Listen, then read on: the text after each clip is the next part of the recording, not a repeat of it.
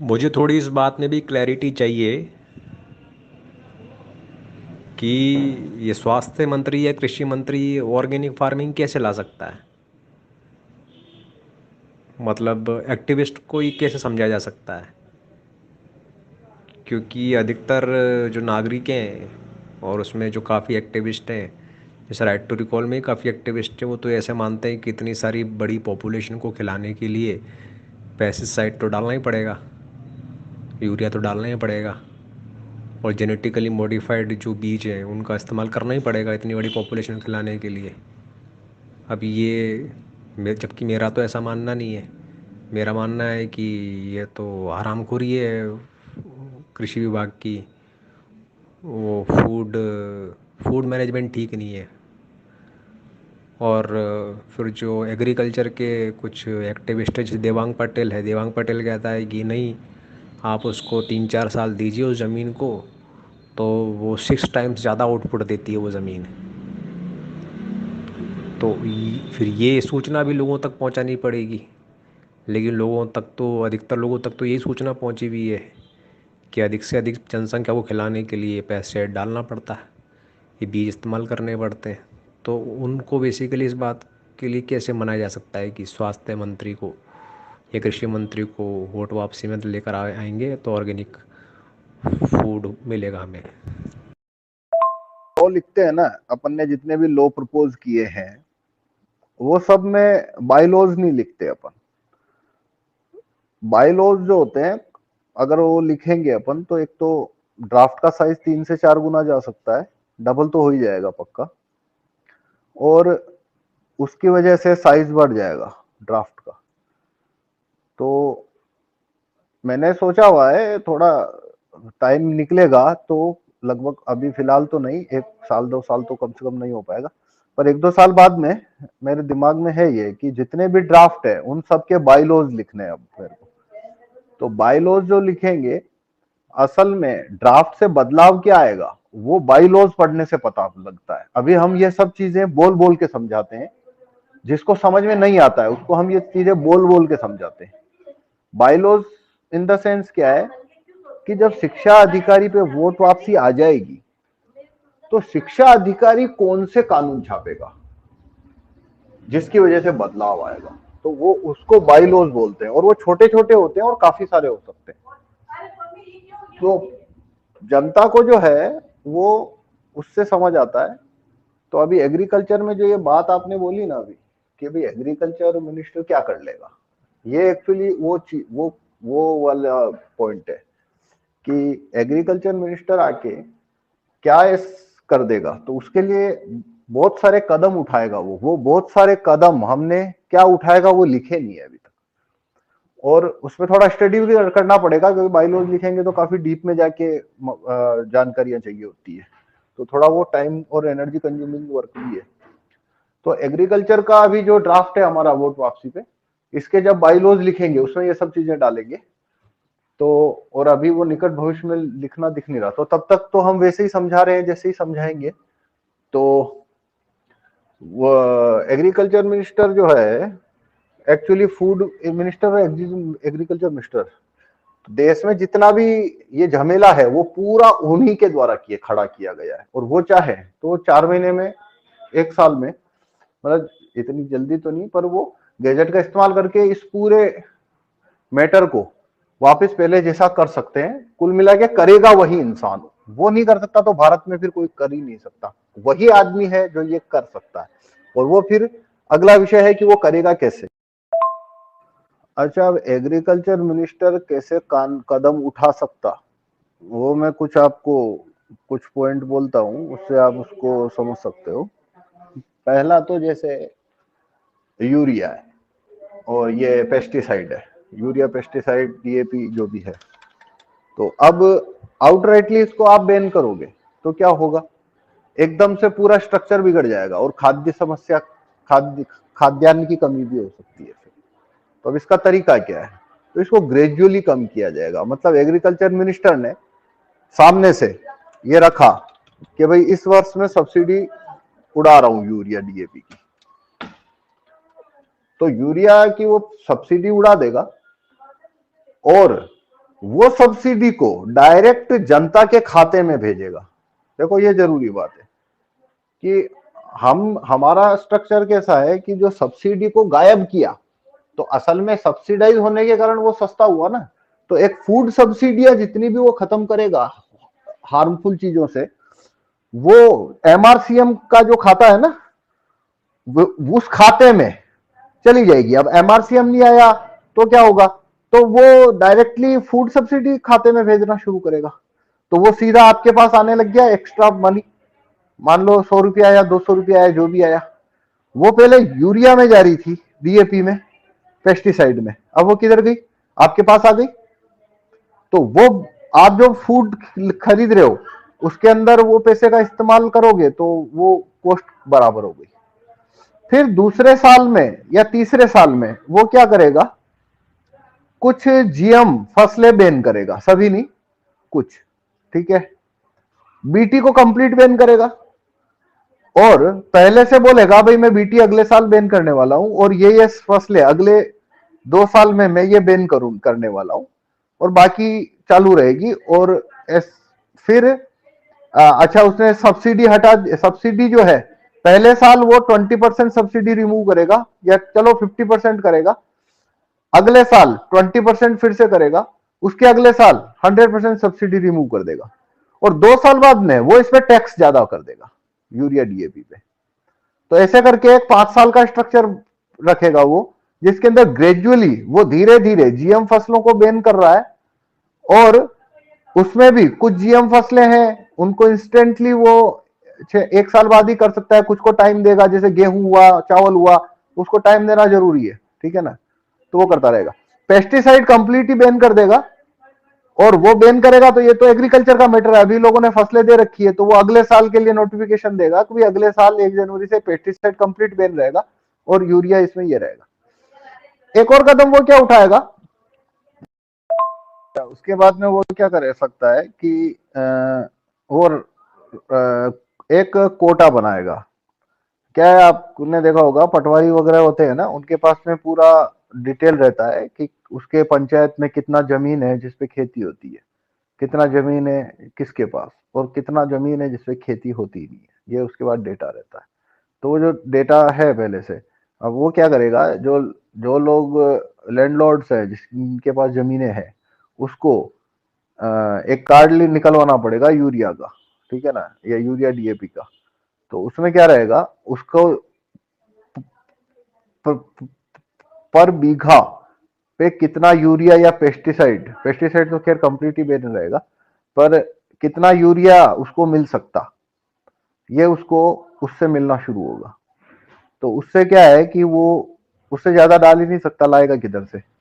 तो ऐसे करके वो ये कंट्रोल्ड यूजेस जिसको बोलते हैं ना, वो करना शुरू करेगा। अभी फूड एडल्ट्रेशन जो आ रहा है ना हर चीज में, उसकी एक वजह ये है, भारत में क्या है, ये जितना भी पेस्टिसाइड और जहरीले टॉक्सिक केमिकल्स है उनका कोई रेगुलेशन होता ही नहीं है।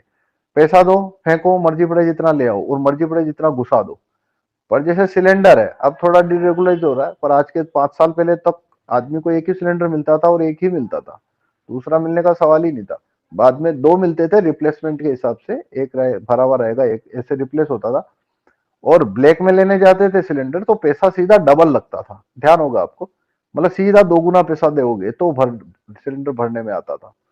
तो वो जो चीज का यूजेज को कंट्रोल करना हो, कि भाई एक ही आदमी 10 सिलेंडर, बड़ा आदमी है, फार्म हाउस है, उसके पास घर है 2-4, वो एक ही आदमी 20-20 सिलेंडर लेके ना बैठ जाए, उसके लिए उन्होंने क्या किया, इसको रेगुलराइज किया सिलेंडर को।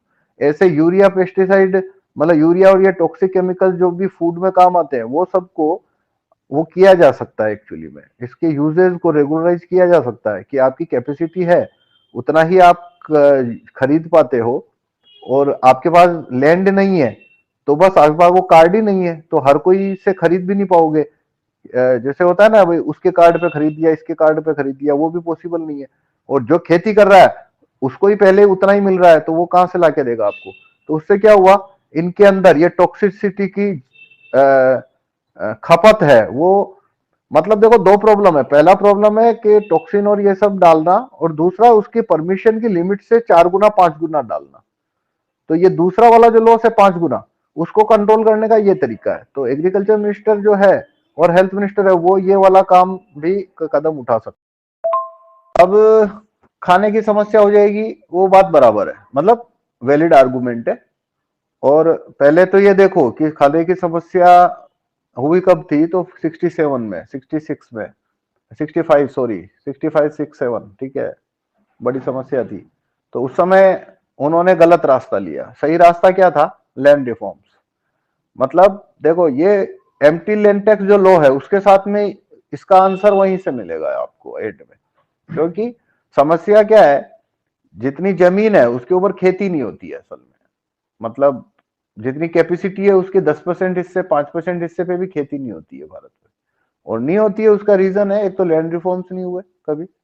जैसे गुजरात में लैंड रिफॉर्म्स हो गए थे तो वहां पे खेती का रकबा बढ़ गया, तो वहां पे खाद्य अनाज की समस्या 40-50 के बाद में हुई नहीं है कभी। तो अब क्या होता है, भारत में जो लैंड रिफॉर्म्स तो करने नहीं थे इनको, तो जब अनाज की कमी हुई तो फिर सोचा अभी बोलो जमीन बढ़ाएं और इरिगेशन पे काम करें, इरिगेशन डेवलप कर दें, जमीन पानी का स्तर ऊपर ले आए, इरिगेशन डेवलप कर दें और जमीन पे ज्यादा खेती हो वैसा सिस्टम बनाए। तो उसके लिए पहला पॉइंट था जमीन। तो जमीन में लैंड रिफॉर्म्स करना पड़ेगा, खेती करोगे किधर? तो लैंड रिफॉर्म्स करने नहीं थे इनको। तो लैंड रिफॉर्म्स नहीं करने थे तो रास्ता ही एक बचा था इनके पास, जीएम फूड लेके आओ। तो ये बस 67 में ग्रीन रेवोल्यूशन में, मतलब वो हरित क्रांति में जीएम फूड लेके आना पड़े इनको। तो रास्ता असल में वहीं से गलत हो गया हमारा, उसी को हम भुगत रहे हैं। वहां से ये शुरू हुआ और दूसरा शॉट 1991 में आया, एफडीआई। तो ये दो तरफ से दो बार, दो राउंड में ये पॉइंट से हम फंसे। तो अब आप बोल रहे हो बैन होगा तो उपज कम होगी, तो देखो इसका आंसर एंड में आपको एम्प्टी लैंड टैक्स में मिलेगा। एम्प्टी लैंड टैक्स कानून आएगा, वो एक्चुअली लैंड रिफॉर्म करता है। तो खेती का रकबा बहुत बढ़ जाएगा, क्योंकि होल्डर जितने भी हैं वो जमीन छोड़ना शुरू कर देंगे। उनकी सारी जमीन मार्केट में आने वाली है, एग्रीकल्चर भी आएगी और डोमेस्टिक भी आएगी। तो जब वो जमीन मार्केट में आएगी तो सस्ती हो जाएगी और काफी लोग हैं उनके जमीन का इनमें हिस्सा बढ़ेगा। 2 बीघा 5, 2 बीघा वाला 5 बीघे पे चला जाएगा, 1 बीघा वाला 3 पे पहुंचेगा। ऐसे करके वो रीडिस्ट्रीब्यूट होगा। काफी भूमिहीन है वो भू मालिक हो जाएंगे। उसके बाद में इरिगेशन पे थोड़ा काम किया तो वो सारी जमीन के ऊपर खेती होना शुरू होती है। मतलब प्रॉब्लम क्या है, जो भाई खेती लायक जमीन जितनी है उसका 10%, 5% पे तो तुम खेती कर रहे हो। और जब बोल रहे हैं अभी अनाज कम है तो तुम बोल रहे हो इसी इसी जमीन पे हम उपज को 4 गुना करेंगे। अरे भाई जमीन बढ़ाओ ना, जो जमीन पड़ी है फालतू में जिसपे खेती हो सकती है उस पे खेती क्यों नहीं हो रही है? तो उसका आंसर एम्प्टी लैंड टैक्स। और फिर जल संसाधन मंत्री है, उसको भी थोड़ा काम करना पड़ेगा इरिगेशन पे। और पानी का भूजल स्तर है उसको बचाने पे, मतलब छोटे मोटे तालाब बनाना, एनीकट बनाना, फव्वारा सिंचाई, ये फव्वारा क्या आजकल तो वो ड्रॉप वाली आ गई ना, तो ड्रॉप वाली उसका स्ट्रक्चर होना। और इस तरीके से नहरेबाजी ये वो सब। और पानी का स्तर ऊपर उठ ले इसलिए वाटर हार्वेस्टिंग वाले प्लान ये वो सब। पानी के मीटर लगाना ताकि पानी 80% जो वेस्टेज जा रहा है शहरों में पानी, वो उसका वजह है हम पानी के मीटर नहीं है। तो पानी के मीटर लगवाना, जैसे अजमेर है वहां पे पानी का मीटर होगा नहीं, नाला जाता है बस चलता रहता है, वो पानी का मीटर नहीं है। तो ऐसे करके ये सब करना पड़ेगा। बहुत सारे लोगों के पास में बहुत बीघे के बीघे, एकड़ के एकड़ जमीनें पड़ी रहती है, वो उस पर कोई खेती नहीं करते। और वो चाहे तो उसके ऊपर कुआं खुदवा देंगे, या फिर वो नलकूप लगवा सकते हैं, बोर लगवा सकते हैं, और वहां पे वो खेती कर सकते हैं एक्चुअली। और वो ऐसी ही पड़ी रहती है, खेती क्यों नहीं करते? उसकी वजह है, वजह क्या है कि जमीन महंगी है। तो कोई भी आदमी जमीन खरीद के खेती करने जाएगा तो बर्बादी हो जाएगा वो, क्योंकि जमीन इतनी महंगी है। 10 लाख बीघा का जमीन है, 5 लाख बीघा का जमीन है, उसके ऊपर क्या तुम 1 बीघा में खेती होती नहीं है, 2-3 बीघा, 4 बीघा, 5 बीघा चाहिए होता है, मतलब कम से कम 3 एकड़ 4 एकड़ तो चाहिए होती है ना, वरना खेती का कॉस्ट बढ़ जाता है। तो अब मतलब मैं अभी आपको 1 करोड़ रुपया देता हूँ कि अजमेर में 4 एकड़ जमीन खरीदो, अजमेर से 10-20 किलोमीटर दूर, तो आप 10-20 किलोमीटर दूर जाके 5 लाख बीघा के हिसाब से जमीन खरीदोगे, 5 बीघा 25 लाख में। तो साला आप कैलकुलेशन करोगे तो आपको पता लगेगा कि उसमें तो जितनी उपज होगी उसमें तो घाटा है, आपका ब्याज भी कवर नहीं होता एक्चुअली में, क्योंकि जमीन महंगी है। तो 5 बीघा जमीन का 25 लाख आपका लगा के अब आप खेती करते हो तो आप सोचोगे अरे यार कोई दूसरा धंधा कर लेते हैं ना जिसमें पैसा तो बनाएंगे, यहाँ पे तो साला उल्टा जा रहा है। तो ये वजह है जमीन की कीमतें महंगी, तो बहुत सारी जमीनें इसलिए ऐसे पड़ी है। अब मान लो मैं 1 लाख रुपया बीघा कर देता हूँ जमीन को, तो आप क्या सोचोगे, साला 5 लाख में 5 बीघा जमीन ले लेते हैं और अपने खाने पीने के लिए जो भी चीजें उगानी है अपन अपने 5 बीघा में आराम से उगा सकते हैं। तो आप वहीं पे आलू भिंडी प्याज ये वो उगा सकते हो, सब्जियां उगा दोगे, या कुछ थोड़ा 2 बीघा में गेहूं डाल दिया, कुछ ठेके पे दे दिया, मजदूर रख लिए। ऐसे करके जमीन की कीमत का बहुत बड़ा रोल है। तो जिनके पास जमीनें हैं बड़ी बड़ी, वो ऐसे ही रख के रखते हैं, वो खेतियां करते नहीं है एक्चुअली में, और करते हैं तो उनको जमीन की कॉस्ट नहीं पड़ रही है, इसलिए उनको वो खेती करना चलता है। पर नया आदमी एंटर क्यों नहीं कर रहा खेत में? अब नए आदमी जो कर रहे हैं वो तो कारपोरेट एंटर कर रहे हैं, क्योंकि वो बड़ा से बड़ा लैंड का बैंक खड़ा करते हैं और पूरा का पूरा एक तरह से इंडस्ट्री हो जैसे, इस टाइप से 200 बीघा 500 बीघा के अंदर वो पूरी खेती शुरू करते हैं, जो कि अब ये चलन बढ़ता जाएगा, छोटे लोग हैं वो जमीन खोते जाएंगे और बड़ी फार्मिंग, इंडस्ट्रियल कॉर्पोरेट फार्मिंग वो बढ़ती जाएगी अब, और वजह वही रहेगी जमीन। तो हमको क्या करना चाहिए, जमीन की कीमतें कम लानी पड़ेगी असल में, तो खेती का रकबा मतलब कई गुना बढ़ जाने वाला है, बहुत ज्यादा बढ़ जाएगा और डिस्ट्रीब्यूट हो जाएगा। जैसे मीट बैन करना चाहिए, एक्सपोर्ट मीट, मतलब ये पानी की समस्या से जुड़ा हुआ मैटर है एक्चुअली में, कि जितनी सब्सिडी जाती है ना फार्मिंग के नाम पे, तो वो बहुत सारी सब्सिडी है वो एक्चुअली में नॉन वेज की तरफ घुस जाती है। तो इनडायरेक्ट सब्सिडी का ये सबसे बड़ा लॉस है। जैसे मैं बताता हूँ, दुनिया भर में जो जमीन है जिसका खेती में इस्तेमाल होता है, तो दुनिया भर की जमीन में से 80% जमीन है वो नॉनवेज इंडस्ट्री के लिए इस्तेमाल होती है। केवल 20% ही आदमी के वेज खाने के लिए इस्तेमाल हो रही है। 80% पे जमीन पे जो फूड उगता है वो एक्चुअली नॉनवेज इंडस्ट्री में जाता है।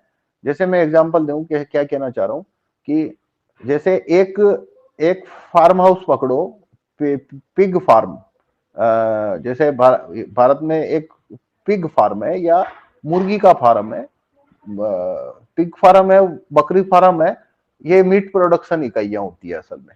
ये पिग पालते हैं, उसको बड़ा करते हैं और फिर बेचते हैं और वो कट के एक्सपोर्ट हो जाता है। काफी सारे पिग फार्म है भारत में। ऐसे ही बकरी के फार्म भी हैं बहुत सारे। भीलवाड़ा में भी एक खुला था, कुछ हजार, 5,000 2,000 बकरी का। तो वो बकरे पालते हैं और वो बकरे को खिला पिला के बड़ा करके बाद में बकरा बिकता है। और ऐसे ही करके मुर्गी वाले तो आपने देखे ही होंगे।